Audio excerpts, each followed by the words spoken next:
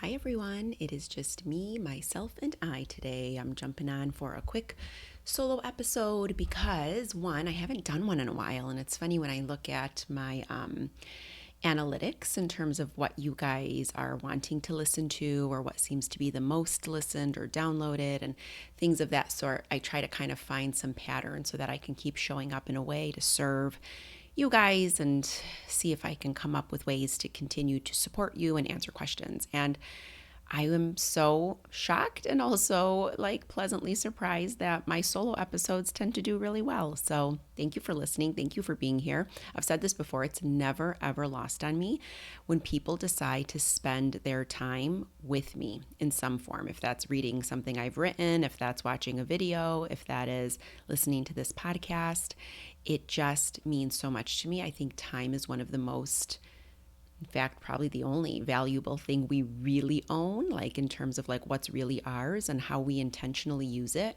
is something I've been really thinking a lot about lately. And so when people decide I'm going to take the next 10 minutes, 15 minutes, however long, and I'm going to listen to Albiona speak on something or just share something, I don't take that task lightly. So please know that I'm completely thinking of you as I record these. So for today's solo episode, I wanted to talk about an article that I just wrote, or a newsletter, I should say, that I just wrote on Substack that got a lot of traction. You guys really liked it. You emailed me a lot of messages. I posted a video very similar on Instagram. And I talk about reaction types. I kind of made this up, so I don't really know if this term exists of like, what is your reaction type? But that was the question I was mulling over as I was getting ready to write this article or this newsletter. And in part, it's because you guys, if you're new to me, I teach a 4-step process called PAR. It stands for pause, acknowledge, respond, reflect. And PAR is really intended to help you move from reactive parenting, or quite frankly, reactive living and communicating, to being more thoughtfully responsive in your communications, and be it with your kids, be it with your partner, be it with friends and coworkers, whomever that might be. It's really intended to help you better attune to like what are the things that are causing the bigger reactions, those moments when we feel a little bit out of body and we're like, gosh, that was a big reaction to something that maybe didn't need that, and then uncovering or unearthing a little bit of what's underneath that. So as I work with parents, and I've been coaching now for a while, and I've obviously worked with parents and kids and families for years and years and years. There's like 3 really specific reaction types that I come across over and over. And there are more than the 3, but I want to highlight the 3 in this video. And I'll actually give you a bonus one at the end because I think that one sort of makes its way through as well. So let's jump into it. Again, I'm going to link the newsletter, or the newsletter on Substack, into the show notes if you'd like to read about it. But I'm just doing a deeper dive here for people who want to actually listen to this process of like what it is that I see, what are the reactions, what does it mean about the parent who's exhibiting that reaction, and then what do we want to shift because it's likely not working, and I'm going to explain the reasons why. So the first reaction type, again, I don't know if this is like, if that makes sense, but that's what we're going to go with right now, so just stick with me. So the first reaction type is either the hyper-reactor or the punisher.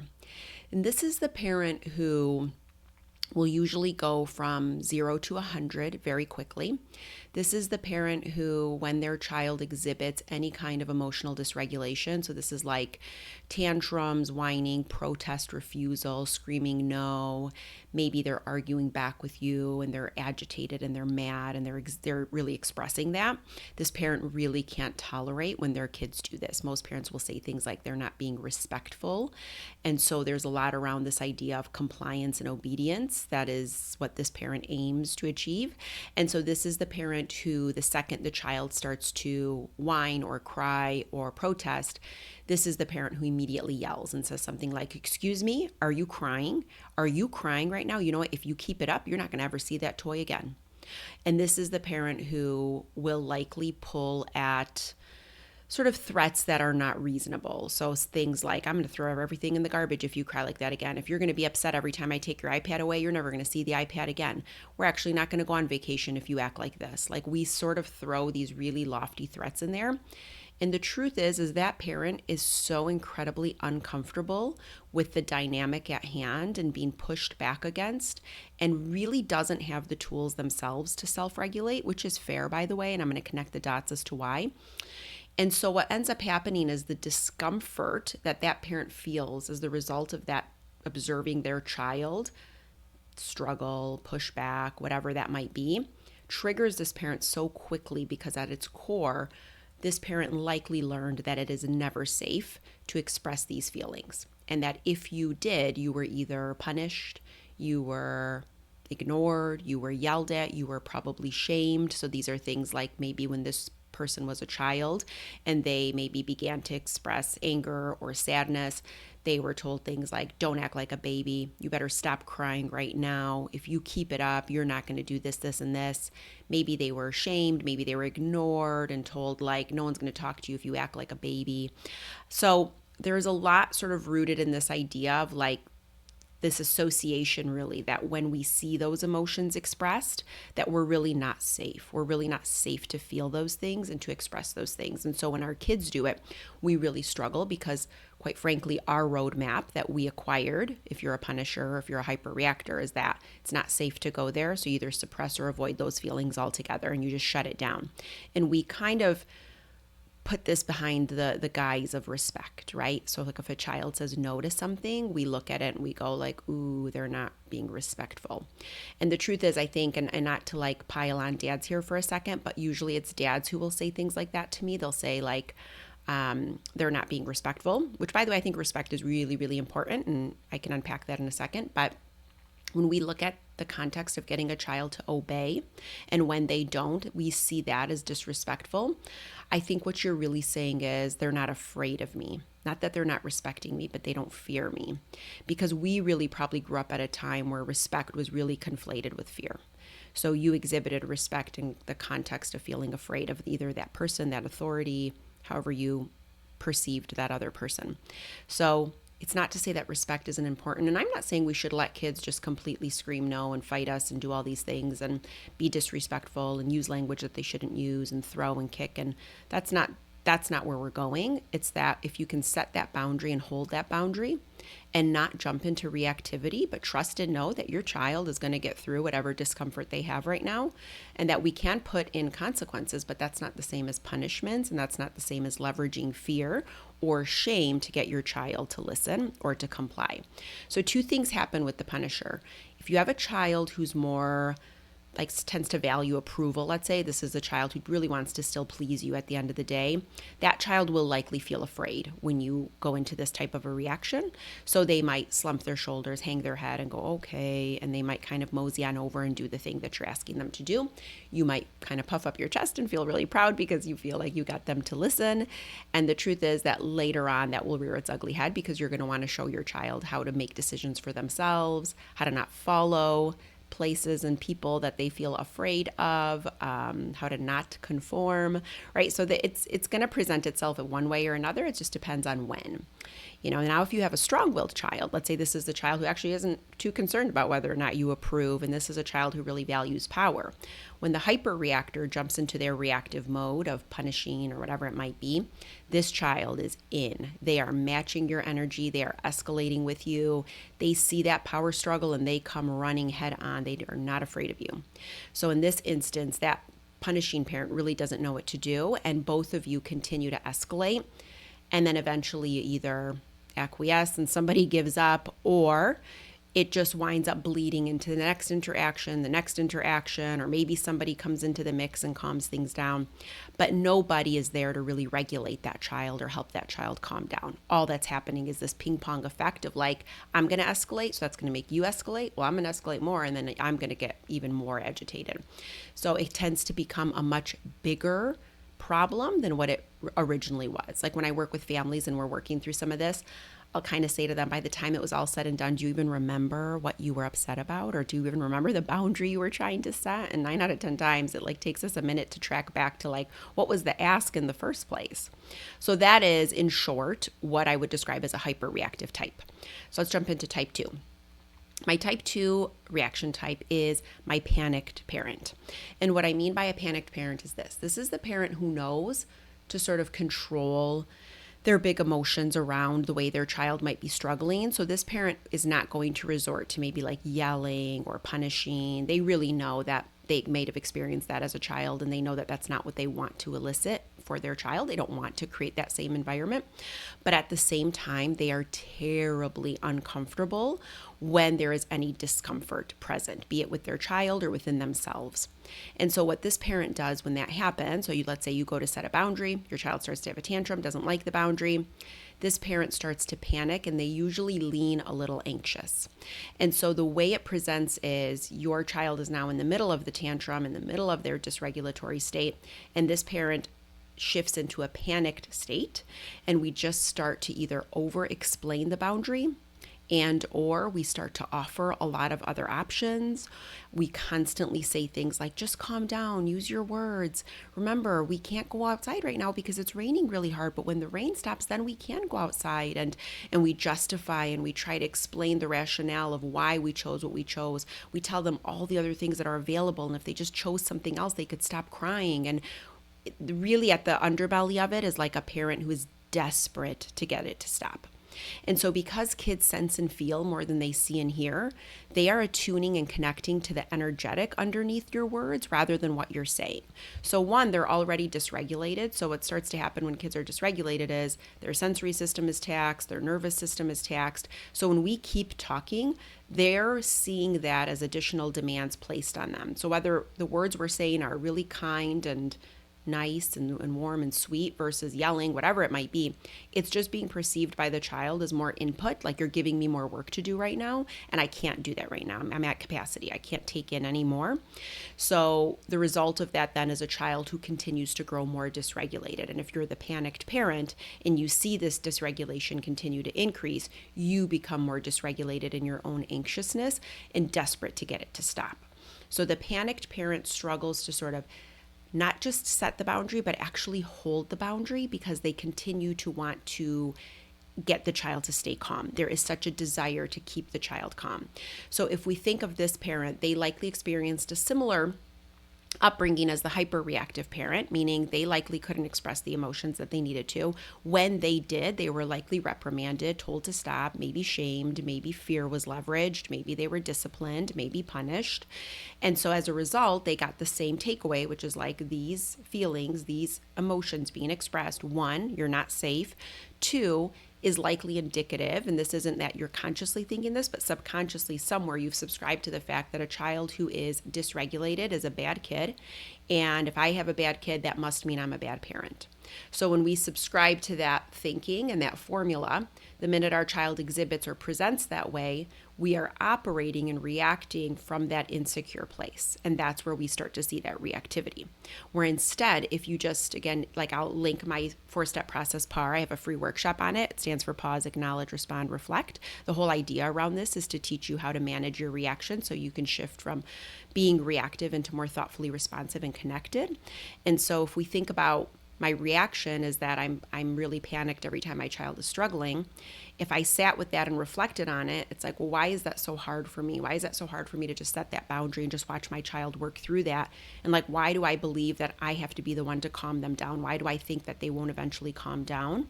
What do I actually need to do in that moment for my child? And like, why is it sitting so heavy with me? Why is it like this panic constantly washes over me? And so sitting with those questions and then unearthing some of those beliefs we might have, subconsciously speaking, and looking at it and going, well, it's because I've always been taught that a kid who cries and screams and says no and things like that, that's a bad kid. And so if you have a bad kid, that the direct correlation to that is that I must be a bad parent. And so when I see that bad parent insecurity is triggered, it's poked. And then as a result, I move into a panicked state because I don't like that feeling. I don't want to be a bad parent, and I certainly don't want a bad kid, and I certainly don't want the world to see my child as a bad child. So when we can release that, what you can start to see is like, one, that's not true. All kids ebb and flow in terms of their emotions and the way they express those emotions. They're learning how to self-regulate, and that's going to look very different in every child and also every age group. So as they learn to develop this skill, what do they actually need from me? Well, wouldn't it have been nice if somebody could have set clear, concise boundaries with me as a kid and actually just stayed calm and anchored and didn't feel desperate to calm me down and also didn't feel like yelling at me and just knew that I was capable enough of calming myself down before moving on to the next activity, next thing, whatever it might be. Like, what would that feel like to feel really anchored by somebody, to feel really steady? And what would that feel like as the parent? So that's the aim. So if you're the panicked parent, usually those are some of the things that are coming up for you. And then the third type that I see most commonly is what I call the adjuster. And the adjuster is similar to the panicked parent, but the adjuster is my overthinker, and they usually lack confidence in the boundaries they're setting. They're second guessing their boundaries all the time, and they're asking things like, is that a fair expectation? Was that reasonable that I set that boundary? Maybe it's not even fair that I told them they couldn't have 5 more minutes. Maybe they can have 5 more minutes on the iPad. Why am I saying no to that? Maybe I'm being too rigid. I don't know. Maybe I'll just give them the 5 more minutes. And so what happens is this is the parent that sets the boundary. And when they go to hold the boundary, if the child pushes back in any way and becomes dysregulated, upset, crying, whatever it might be, this is the parent now that when they begin to overthink, they start to make adjustments. That's why I call them the adjuster. So this is the parent that, I've given this example before, but let's say you have a child who says, can I have fruit snacks before dinner? And you're like, no, we're about to eat in a little bit, and that's going to ruin your appetite, and we don't want to eat fruit snacks now. We can maybe have those as dessert after dinner, but you can't have it right now. And so now that child grows really dysregulated and upset, and you can see where this is going. So now the adjuster kicks in, right? Because now you're in that reactive state, and it all boils down to like, how do I get this to stop, right? At the core of all 3 reactive types, there's so much discomfort around watching your child go through discomfort that you need it to stop. And so the adjuster now starts to go, well, maybe I could just let them have like 2 fruit snacks and then they could finish the rest of the pack after dinner. Maybe that could be a good one. Or maybe I could offer them like these pieces of fruit over here. Like maybe they could have an apple, or maybe I can go in and just make it like give them a whole other option. Or maybe I can hurry up and get dinner done, but I can promise them that if they just stop crying, that they can have A, B, and C. So again, the adjuster is going to go back and make adjustments to the boundary in an effort to get the tantrum, crying, whining to stop. And so, when we look at this, it's sort of like a Band-Aid approach to parenting, because what you're really doing is you're just taking things one moment at a time and not looking at the bigger picture of what they might need, which is to learn how to self-regulate. And the only way we really learn how to process and manage and self-regulate those big emotions is like by actually having them, by tolerating frustration, by going through outcomes we don't like, and recognizing that once we've done it enough times and our crying and protesting didn't change the outcome, that actually we're totally fine to just deal with that frustration and then make another choice or pivot or problem solve in other ways. Like, we want our kids to rely and trust on the fact that they are capable of doing this, and they just need to stack enough experiences of it to feel that way. So if we're looking at the adjuster is also, again, very similar to the other 2, a child who grew up where those feelings were impermissible. You didn't protest, you didn't whine. If you did, it was met with harsh punishment, criticism, whatever it might be. So again, the takeaway there is like, these are bad things to do. If I have a bad kid, I'm a bad parent. So, right, like looking at that subconscious. Again, if you're going to use PAR and you're going to sit and reflect and you're going to think about these things and that reflective practice, what did it feel like to be a kid and to not feel seen, not feel heard, not feel validated? Every time you expressed protest, you were reprimanded. Like, what were the takeaways? Where do you see that show up for you in your life right now, right? My adjuster in general, and I wrote this in the Substack newsletter, they struggle to state their needs. They really struggle to set boundaries in personal relationships. They're pleasers. They have a really, really hard time asking for the thing that they want. They don't say the thing that would make them happy. They're always accommodating everybody else, right? Adjusters struggle to even hear their voice most days because they're just trying to stay safe in the context of being approved of and liked. So when our kids struggle, we can't tolerate that. It's so ick inside that we just go ahead and start adjusting until we come up with the right adjustment to the boundary that gets our kids to stop. The minute we see our kids are calm, balance is restored in our bodies because we think we solved the problem. So when we believe the solution to the problem is to calm my child down, you're always going to go about it in a way that doesn't meet your child's needs. You're actually meeting your own inner child's needs. What you want to do instead is you want to shift it so that you're actually attuning to the fact that your child has a skill that they need to develop. They're actually looking to see, where is the power here? Do I have more power than you? Do you have more power than me? Where does my power end and where does yours begin? Where is the boundary? When kids can consistently and predictably know a boundary, they will learn to self-regulate 10 times faster. So I've said this before, right? But tantrums, arguments, protest, refusal, those behaviors can't change the outcome. Otherwise, we quickly reinforce those behaviors. It's not to say that your child isn't experiencing those emotions, but we have to trust that they can feel those, express those, and resolve those. The minute we move into any one of those three reactive types, we start to have a secondary problem on our hand, a tertiary problem on our hand. And like I mentioned at the top of the podcast, 9 out of 10 times then you don't even know where it started or how it began. So being aware of our reactions and understanding what's being poked, what's being triggered, what's causing the escalation, and just sitting with that pretty honestly. And this isn't about blaming, right? We're not blaming our parents. We're not, I mean, I'm the first to say, a hand raised. I have the best mom and dad. They are the best grandparents. Like talk about winning like parenting lottery. Like that is how I feel when I sit and think about my parents. But at the same time, they were humans, imperfect humans raising kids, and they did what they knew in the same way that right now, as you know, my kids are now adults, they're 22 and 19. I look at them, and I've said this to them before, that if it so happens that you decide to have children in your life and that's the path that you take, my hope is that you parent differently than me and your dad. And not because we don't think we did a great job, but because I think we should always be learning and evolving. And if we're always learning and evolving, we should have new information. We should know more. We should be able to connect in different ways. So if that's the case, then I hope your parenting looks different than mine. And it's not because I don't think I did a great job. I know I did a great job raising my kids, and I know my husband's a fantastic dad. But for sure, we got it wrong multiple times. That's the beauty in this experience and in this process. So follow up with me. Let me know if this resonates with you. Let me know what reaction type you are. I always love to hear this. Oh, and I did mention that I would give you guys a bonus one too. So my bonus type, and this one comes up not a lot, but it's there, is what I call my avoidant parent. This is the parent who will say to me all the time, I'm really calm. I don't have a hard time staying calm. And I'm like, that's great. And then we start to scratch the surface a little bit more. And I really realize that parent's actually they struggle so much to even set a boundary that they are just avoidant altogether. So the reason that parent remains calm all the time is because they've never really walked into the storm.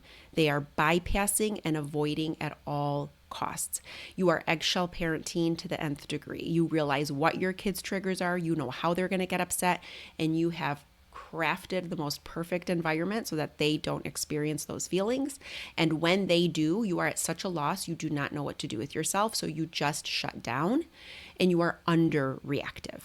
So that's how I would describe an avoidant parent. So again, if you're somebody who's always like, I'm just always so calm, I'm really, really calm, I would really look at like, are you always really calm, or do you shut down when your child exhibits any kind of distress, any kind of challenge, any struggle, discomfort, and then become avoidant altogether?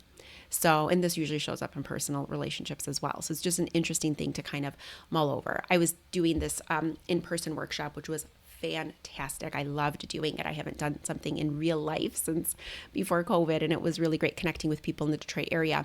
And this came up a little bit around the idea of like what reaction type you are. And it was interesting, and we all kind of had a laugh about it, but most of them were like, can you be all of the reaction types? And I was like, I'm sure, right? There's multiple times where like you're going to vacillate between all 3 and 4 if we consider the avoidant parent. And so the idea is, 1, grab the free workshop of PAR and learn about how to implement that. I do have a PAR journal coming out soon, so stay tuned. I will notify you of that. But the nice thing in that is like you can have the journal with you, and you can actually just keep this as a ongoing practice because that's where it works best. And the more you trust and know those subconscious beliefs that are triggering those bigger reactions, I promise you the more releasing you can do around it. You just start to show up for your kids in the way that they need, not because you're listening to what I'm telling you to do, but because you intuitively start to understand what your child needs. So I will leave it there, but those are the types that I wanted to talk about. Thanks for hanging with me, you guys. Like I said, this is always means the world to me when somebody says, I guess I'll just spend some time listening to her. So thanks again. We will talk soon.